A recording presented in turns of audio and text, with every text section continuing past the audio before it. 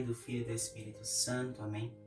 Vinde, Espírito Santo, e enchei os corações de vossos fiéis e acendei neles o fogo do vosso amor. Enviai, Senhor, o vosso Santo Espírito, e tudo será criado, e renovareis a face da terra. Oremos. Deus, que instruíste os corações de vossos fiéis com a luz do Espírito Santo, fazei que apreciemos retamente todas as coisas, segundo o mesmo Espírito, e que gozemos sempre da sua consolação. Por Cristo Senhor nosso. Amém. Em nome do Pai, do Filho e do Espírito Santo. Amém. E pessoal, a paz de Cristo, a amor de Maria esteja com cada um de vocês. Meu nome é Matheus Vicente, eu sou participante, eu sou servo do GPP Jesus, Maria e José. E eu fui convidado, eu recebi um convite que me honrou muito o coração, que me deixou muito feliz, que é de nesse mês poder vir falar para vocês um pouquinho a respeito da Beata Chiara Lute. Talvez muitos conheçam, e talvez muitos também não a conheçam, mas desde já eu queria colocar para vocês que essa é uma das santas, uma das bem-aventuradas que estão no céu, com as quais eu tive um dos primeiros contatos, no início da minha caminhada de grupo de oração, de movimento de renovação carismática católica. Foi uma das primeiras com as quais eu tive contato enquanto história de vida. E vocês vão perceber que a história dela é uma história muito bonita de santidade na vida ordinária. E a gente percebe, a partir da história dela, que a santidade ela não precisa de coisas estapafúrdias, talvez essa não seja a melhor palavra, mas que não precisa de coisas extraordinaríssimas para que ela seja alcançada. Até porque a santidade é uma vocação universal. Só se vai para o céu quem é santo. Então, se nós almejamos estar no céu, nós precisamos ser santos. Que o exemplo da Beata possa nos inspirar nesse caminho de santidade. Bom, o livro base utilizado é esse, o 25 Minutos, do Franz Coriasco. E Franz Coriasco é muito interessante esse autor por dois motivos. Primeiro, porque ele é o irmão da melhor amiga de Chiara Lute, Kika.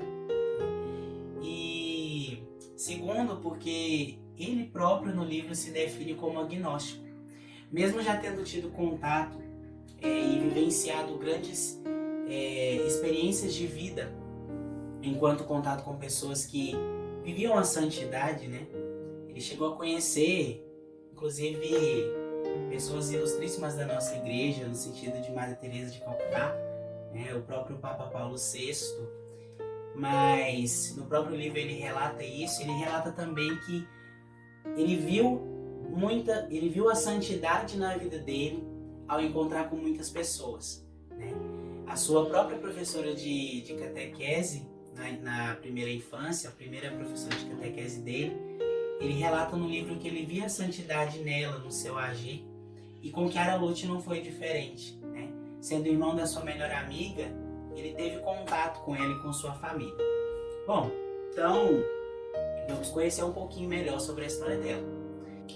Chiara nasceu no dia 29 de outubro de 1971, na pequena cidade de Sassello. Sassello é uma daquelas cidades montanhosas, que ficam na Itália, que são de uma extrema paz, um lugar de extremo sossego. Ela é filha de dois italianos, Teresa e Ruggero. Teresa, uma mulher sempre muito doce, sempre muito amorosa com sua família. Ruggero, um pai de família, com um temperamento mais firme, com um temperamento um pouco mais forte, do qual Chiara puxou a sua própria forma de ser, a sua personalidade, Vocês vão ver ao longo da história que Chiara também tinha uma personalidade assim muito forte, mas apesar disso, era uma família na qual existia muito amor. A própria Chiara, ela, mesmo na fase final da sua vida, na sua doença terminal, ela ainda assim, sendo uma jovem muito altruísta e que sempre se preocupou muito mais com o outro que consigo mesma, conseguiu reservar no restaurante, um jantar romântico para os seus pais no Dia dos Namorados, para que eles celebrassem o seu amor, mesmo ela estando no hospital já nos últimos dias da sua vida. Isso é às vezes até impressionante a gente parar para pensar em uma coisa dessas. Enfim, ela sempre foi uma menina muito muito inteligente, muito ativa, muito altruísta, que sempre se colocou no lugar dos outros. Uma menina sempre muito sorridente. E já na infância, ela já deu muitos sinais de como ela se desenvolveria, né? De como ela estava se desenvolvendo. Na sua história, houve um fato muito interessante, né? O primeiro dos fatos da infância que o autor relata é que, quando ela era criança, ela tinha uma pilha de brinquedos muito grandes, né? Ela tinha muitos brinquedos, brincava com todos eles. E um dia a sua mãe propôs para que ela doasse alguns daqueles brinquedos, né? De uma forma bem cordial, bem calma. Por que você não doa um pouquinho desses brinquedos? Ela tinha ali seus 4 anos de idade, mais ou menos. E ela prontamente responde que não, os brinquedos são meus, eu não vou dar para ninguém, os brinquedos são meus e pronto. A mãe não contestou muito naquele momento, saiu, foi para a cozinha fazer os seus afazeres, mas em um determinado instante ela retornou. E qual não foi a surpresa dela ao perceber, né, olhando ali pela fresta da porta, que Kiara estava ali contando os brinquedos da seguinte forma: esse sim, esse não, esse sim, esse não. Ela optou, né, depois de refletir um pouco naquilo que a sua mãe tinha falado, optou sozinha por doar boa parte dos seus brinquedos e ficou com muito menos.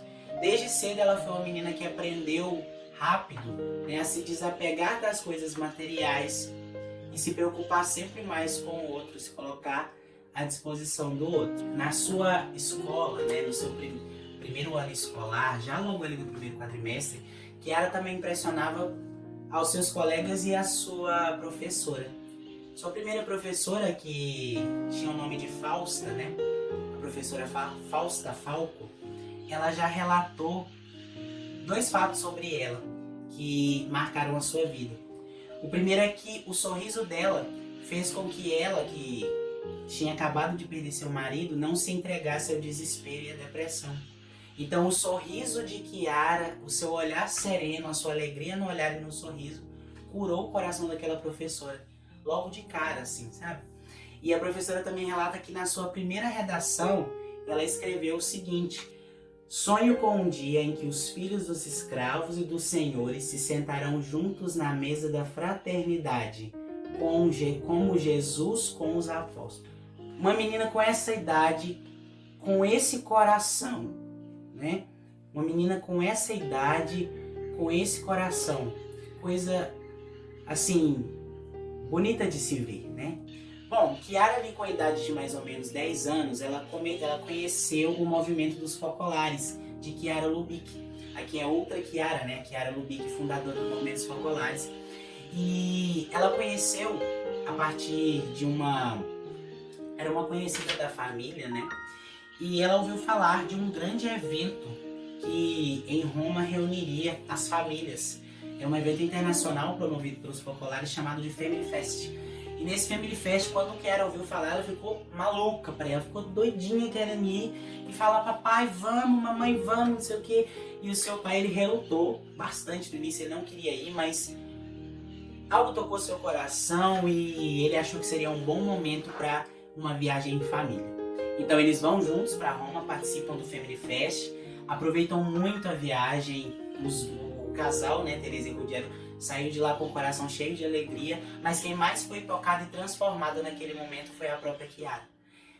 Ela sempre foi uma menina de muitas aspirações, como nós já vemos, né, de aspirações muito nobres, e aquilo tocou o coração dela de uma forma ainda mais profunda. Então, a partir dali, né, isso foi no ano de 81, tendo tido seu coração transformado, Kiara começa a participar do movimento dos focolares, né, integrando o movimento GEM, que era o setor jovem dentro do movimento dos focolares. E é nessa época, participando desse movimento, que ela conhece sua melhor amiga Kika. É muito interessante a gente ver porque nessa ocasião, né, haveria uma reunião anual da GEM. E Kiara não tinha ali nem 10 anos ainda. Kika tinha pouco mais de 12. Então seus pais levam ela até a estação de trem para essa reunião anual que aconteceria em Gênova, né? Então ela viajou sozinha. Ela e Kika viajaram sozinha e elas se conheceram ali dentro do trem, na verdade, né? Logo no primeiro contato, assim, Mônica relatou, né, para o seu irmão, autor do livro, que ela via uma menina muito mais madura para a idade dela, muito pronta, né, muito entregue, muito dada de si e com uma alegria no olhar que era esplendorosa, né, que era extraordinária. Então elas se tornaram muito amigas e gostavam de se reunir, além de falar das questões, né, da vida espiritual, das vivências do evangelho na vida. Elas eram meninas absolutamente normais, né? E Kiara não era diferente. Elas gostavam muito de lanches com Nutella, né? Elas eram muito apaixonadas por Nutella e gostavam muito de música e de improvisar coreografias. O autor até relata, né, que em uma determinada ocasião ele sentiu dó dos discos que ele tinha dado para a irmã do Bruce Springsteen, né, um cantor americano, e da banda U2, porque elas ouviam tanto ali, improvisavam coreografias e tudo mais, e elas aproveitavam a vida, elas aproveitavam a sua infância, a sua adolescência, a sua juventude como jovens perfeitamente normais, né? E sem tirar do seu coração aquela alegria de participar, de buscar viver o evangelho. E Kiara encontrou no movimento dos populares a resposta para as suas aspirações, para aquelas aspirações de colocar sempre o outro à frente, aquelas aspirações de viver o evangelho de Jesus na vida. No ano de 1985, ela começa o seu curso secundário. Foi uma das suas primeiras maiores provas de vida, né? Que, na verdade, é uma das primeiras maiores provas que o autor relata aqui. Por que isso para ela foi difícil? Foi uma fase difícil. Porque ela ia começar nesse ano o curso secundário, que seria como o equivalente ao nosso ensino médio aqui no Brasil. E nessa época ela precisou sair da sua cidade, Sacelo, para poder se mudar para uma outra, chamada de Savona. O autor até relata que Savona era uma cidade muito cinzenta e muito feia, porque era tudo muito industrial e as pessoas viviam muito as frivolidades do mundo, né? As loucuras pelos cantores, pelas bandas, pela agitação da vida da cidade mesmo, aquela vivência de negócios e indústrias e músicas e frivolidades da vida. E nessa época ainda foi muito difícil, porque ali ela conheceu uma professora que não gostava dela de jeito nenhum. Essa professora parecia ter inveja dela e não gostava dela de jeito nenhum. E inclusive disse para que Kiara desistisse de fazer aquele curso, né, aquela disciplina dela. Na primeira semana logo, já falou com os pais dela para que a aconselhassem a desistir, mas ela muito firme, muito resoluta, né? Nunca faltou com respeito a ninguém, mas era muito firme nas suas decisões, no seu jeito de falar, sem deixar de lado a sua doçura. Ela falou, não, eu vou continuar, eu vou me esforçar, eu vou estudar. E ela era muito estudiosa, né? Realmente ela era muito estudiosa, tinha uma certa dificuldade de matemática ali, mas ela conseguiu superar isso, sempre conseguia estudar bastante e entender aquele conteúdo e recuperar. Enfim, ela fez a disciplina com muita dificuldade, né? A professora implicando com ela durante todo o ano escolar, e lá no final, por mais que Kiara tivesse esforçado, estudado, ela não teve jeito, ela acabou repetindo o primeiro ano. E aquilo para ela foi muito sofrido, né? Às vezes a gente para e pensa, nossa, mas repetir de ano, né? Que às vezes parece bobo para alguns, mas para ela não foi, né? Para ela aquilo doeu muito. E só que mesmo assim, ela não parou para ficar reclamando, para ficar lamentando, para ficar chorando, e entregou aquele sofrimento a Jesus abandonado, né? Bom, então ela repete o ano e inclusive a gente vê o altruísmo dela, porque muitas vezes os colegas quiseram pregar peças nessa professora, né? E ela desaconselhou seus colegas a fazer isso. Falou assim, gente, não faz isso não, né? Isso não tá certo, isso não é legal. Por mais que seja difícil lidar com ela, mas por que nós vamos fazer isso? Que justificativo que a gente tem para poder fazer mal a alguém, né? Então ela, muito altruísta sim. Mesmo repetindo, então, ela não teve dificuldade de se adaptar com seus novos colegas. Afinal, ela era muito sociável, né? E chamava atenção por onde ela passava. Era uma menina muito sorridente que se integrava bem com todo mundo. Enfim, Ali no verão de 1988, né, quando acontecem as férias ali na maioria dos países do hemisfério norte, por causa do verão ser o meio do ano, o que acontece? Um dia ela estava jogando tênis, né, e de repente ela começou a sentir uma dor muito intensa na sua coluna. Ela sentiu uma dor muito forte na coluna, e essa dor era tão forte que não a permitia nem mesmo segurar a raquete. Naquele instante, então, ela percebeu que alguma coisa estava errada, né? E aquilo preocupou a ela e os seus pais. Mas ela, mesmo preocupada, disse que não era nada e queria passar, né? O grande problema é que essa dor, ela não só não passou, como ela foi aumentando cada vez mais. Então não teve jeito, que ela precisou de ir ao hospital. Nos primeiros meses, no primeiro mês, na verdade, os médicos analisaram e não conseguiram encontrar nada, né? Achavam que se tratou de uma distensão ou de algum tipo de lesão ali.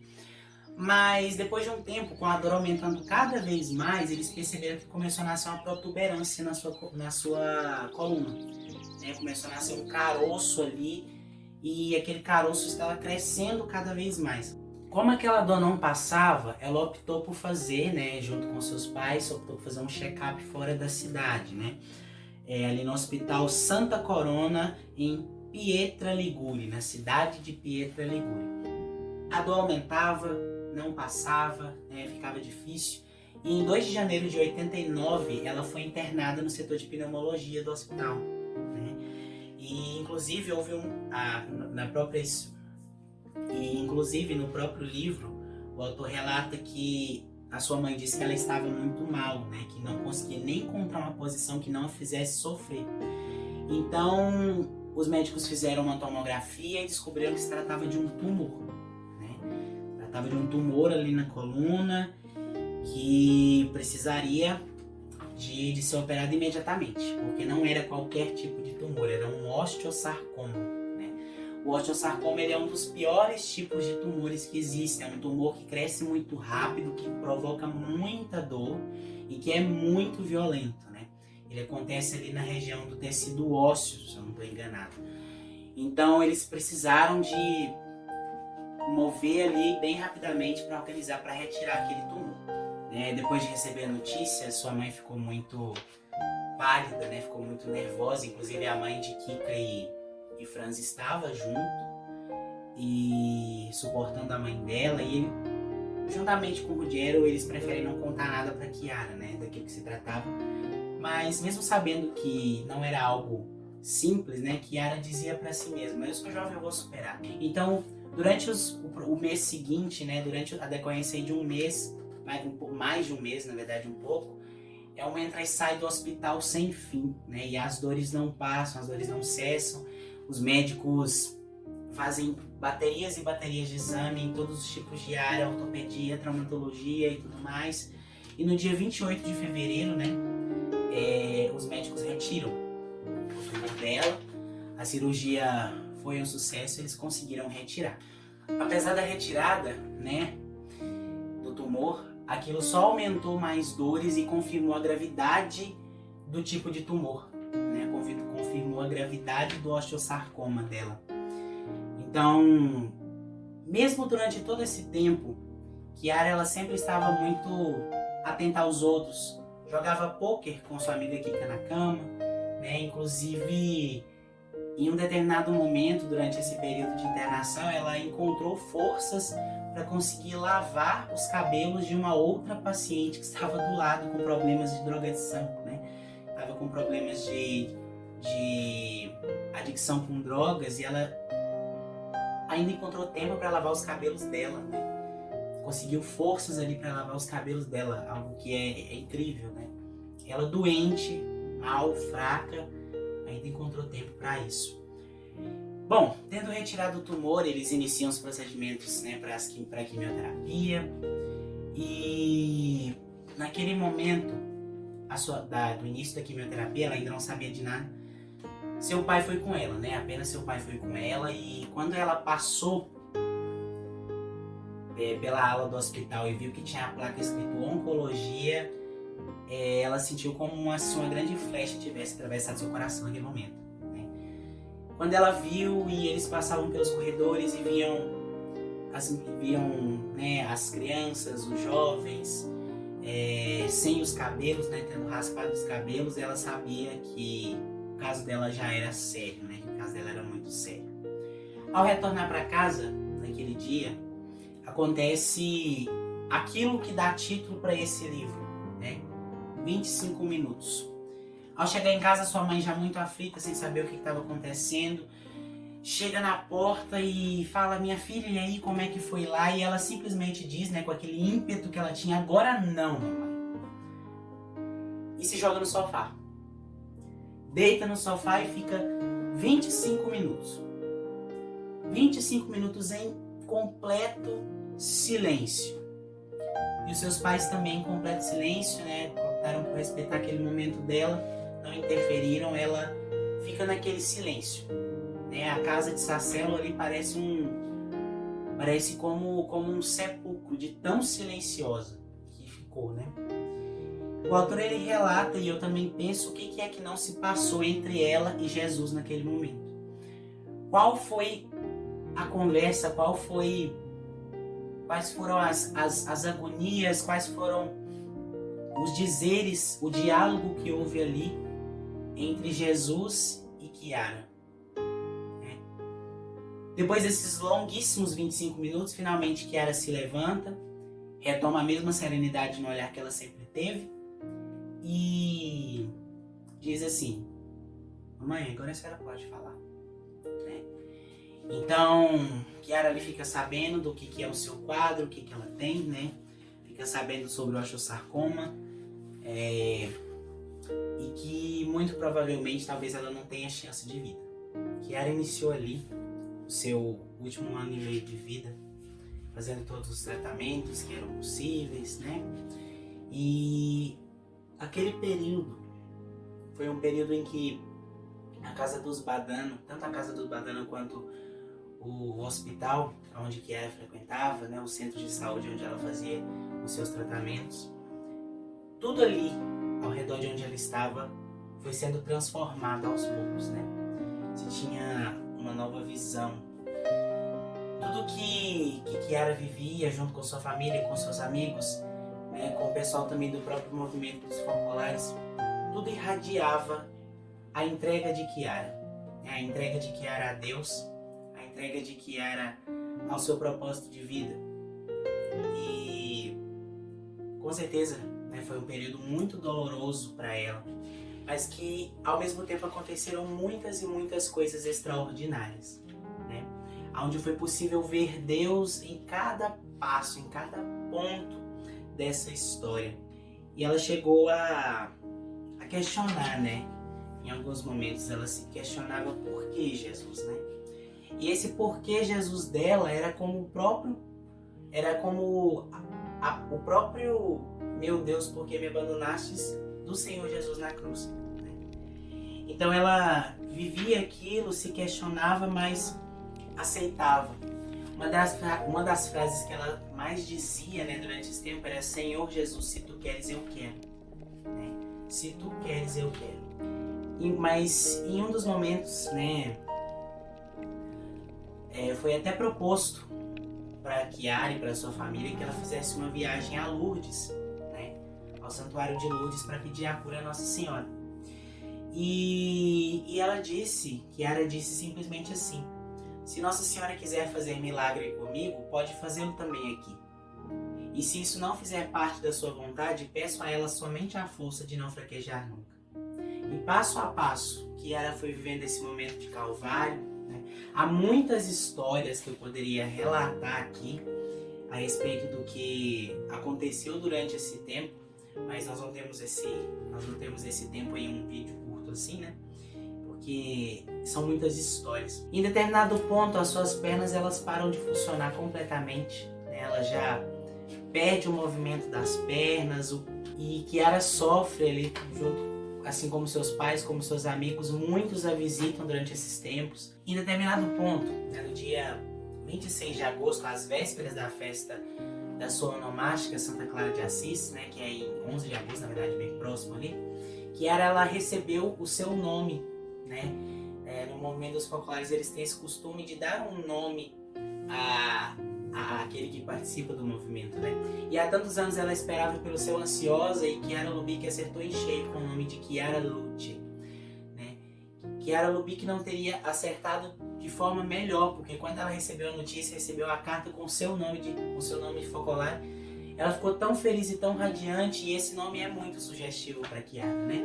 Porque ela sempre era essa pessoa que, mesmo diante daquele sofrimento, ela sempre procurava demonstrar que estava tudo bem, né? Ela não se fazia de vítima em momento nenhum, mesmo que todas as atenções se voltassem para ela, ela sempre dava um jeito de tirar as atenções de si mesma e se preocupar com aquilo que os outros estavam vivendo, né? Perguntar como ia a vida dos outros, como eles estavam, se preocupavam com as preocupações deles. No dia da sua festa, né, na festa da sua nomática Santa Clara, na Itália tem-se muito esse costume de celebrar como uma grande festa de aniversário, né, a festa do seu santo.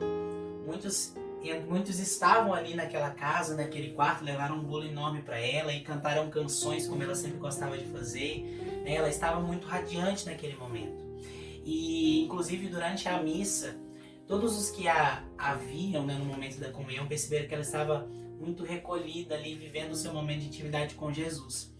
E naquele viver a sua intimidade com Jesus na comunhão, ela já se preparava para a sua missa, né? Para a sua missa de núpcias com Jesus. Ela enxergava aquele momento de encontro com o Senhor como um grande casamento, né?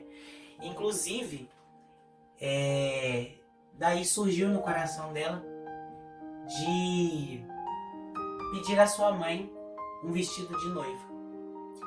Então a mãe de Kika, né, e Franz, faz o vestido para ela e ela experimenta, e ela já tinha na cabeça como que ela queria o vestido, planejado que queria com uma faixa rosa. Então a mãe de Kika e Franz faz esse vestido para ela. E é com esse vestido que ela entraria ali nas suas núpcias, né, no dia do seu velório, né, que para ela seria ali seu grande casamento. Em um determinado ponto, os médicos, né, diziam que já não tinha mais o que fazer, e antes disso antes disso os médicos já tinham dito que já tinham deposto as suas armas, né, e que era um mês antes dos médicos pararem de todas as tentativas também, já tinha entregue tudo nas mãos de Deus, disse que não queria mais ser tratada e queria viver cada momento ali tentando acertar a vontade de Jesus. Então ela vive aquele tempo, né, e todos os que ao redor dela a visitam, ela recebe muitas visitas nesse tempo, mas muitos dias ela está cansada, né, muitos dias ela sente muitas dores, sente muita falta de ar e prefere não receber ninguém, mas em outros momentos ela recebe ali com prontidão, com alegria. E ela vive esse tempo, né? Ela vive esse tempo de uma forma muito, muito entregue a Deus. Na sua última provação, né? Poucos dias antes de morrer, de madrugada, Teresa escuta Chiara gritando no seu quarto, né? E Chiara lhe conta para sua mãe que ela sentiu ao seu redor a presença de 4 demônios que queriam arrastá-la para baixo, que iam a afundando. E quando Teresa chega no quarto, Chiara está tão suada e tão exausta que abraça sua filha, enxuga o suor dela e responde com toda doçura: Chiara, isso é normal. Para uma alma bela como a sua, isso é normal. Mas fique tranquila, porque você tem Jesus, que é bem mais forte que o demônio.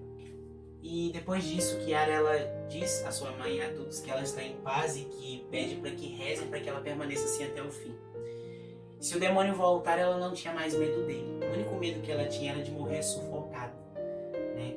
Ela tinha mais medo do próprio catarro, dos pulmões, de morrer sufocada, de não ter forças de morrer ali, do que do próprio demônio. Ela ofereceu então todos os seus sofrimentos, né, pelos que estão longe de Deus, e ali ela venceu a sua última tentação. No seu último dia de vida, ela perguntou para sua mãe assim: quem que está lá fora? E a sua mãe disse assim: muita gente, como de costume. Por quê? E Chiara queria cumprimentar todos que estavam ali fora, como que num ato de despedida a todos. E mesmo que ela não conseguisse falar com todos por causa da sua fraqueza, para cada um, ela dirigia pelo menos um olhar que já disse, que já comunicava tudo. Antes de sair, né, antes de Kika sair do quarto, ela se ajoelhou aos pés da cama de Chiara, e ali elas renovaram o seu pacto que elas tinham feito há muitos anos atrás, né, quando se tornaram amigas. A primeira que morresse, ela deveria colocar o seu pensamento na outra. E assim Kika fez, né? E assim Kika e Chiara fizeram, renovaram esse pacto ali aos pés da cama. Bom, nesse mesmo último dia, que foi o dia 7 de outubro de 1990, às vésperas da sua entrada no paraíso, uma das coisas que ela fazia durante esse tempo também era pensar muito no paraíso, conversar com a sua mãe sobre o paraíso, perguntar quem estava lá, se ela iria ver sua avó. A sua mãe até disse que ela estaria lá sim, mas que primeiro Nossa Senhora viria abraçá-la.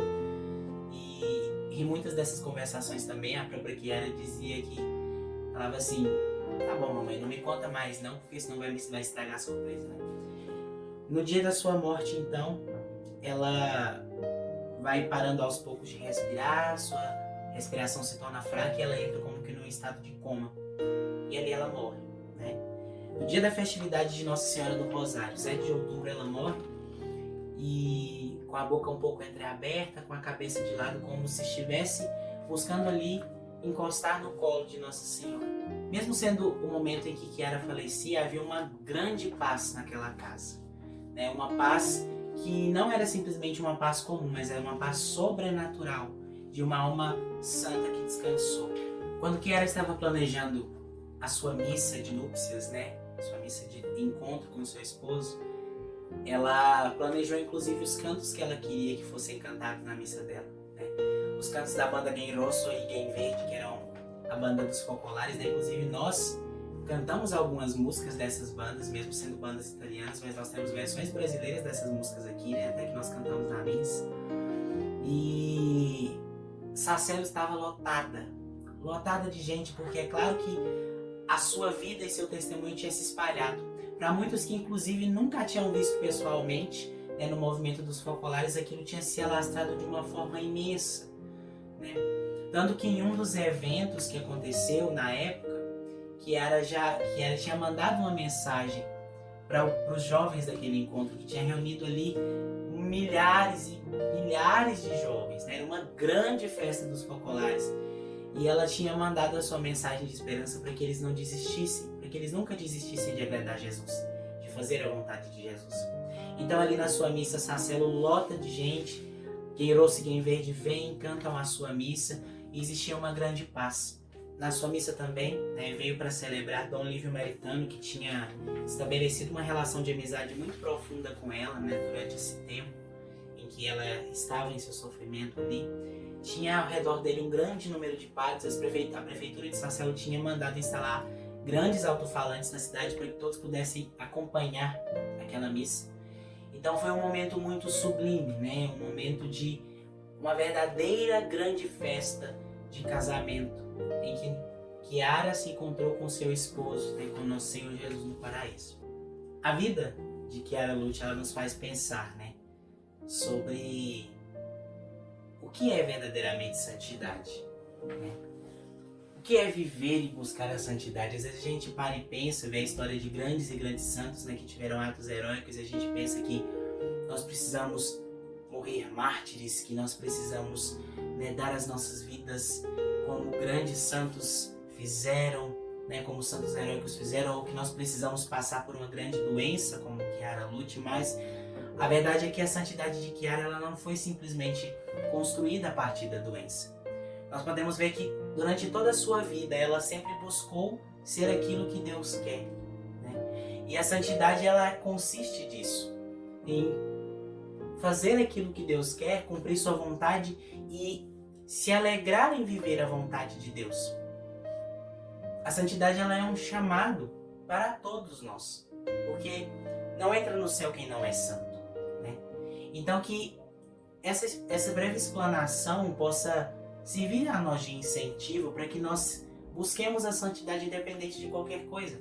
Santidade na nossa vida ordinária, no nosso trabalho, na nossa juventude, na nossa vida como um todo, fazendo as nossas atividades, ouvindo aquilo que nós gostamos, mas de forma que isso nunca nos afaste de Deus, mas pelo contrário, nos aproxime cada vez mais dele. Que a Beata Chiara Lute possa rogar por cada um de nós. Em nome nome do Pai, do Filho e do Espírito Santo. Amém. Beata Chiara Lute, rogai por nós.